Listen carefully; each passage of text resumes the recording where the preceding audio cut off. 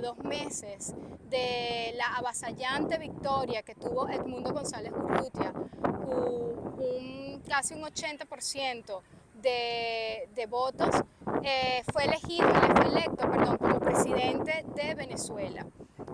Hoy, a 2 meses de esa victoria, los venezolanos alrededor del mundo, en 440 ciudades alrededor del mundo, nos hemos congregado. Es una convocatoria global, tanto interna e internacional, con la intención de enviar un mensaje claro para el reconocimiento de nuestro presidente Edmundo González Urrutia a aquellos países que aún no lo han reconocido. También, segundo, para decirle a Maduro, vete ya. Ya basta de tanta represión brutal, de 25 años de dictadura es suficiente.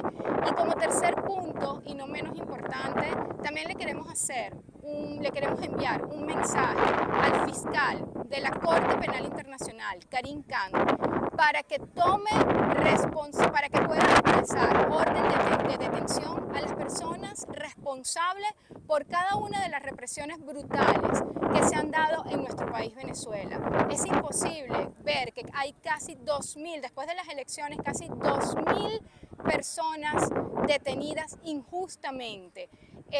Entre eso hay mujeres, hay incapacitados, hay niños, adolescentes de 13 años con una orden de terrorismo.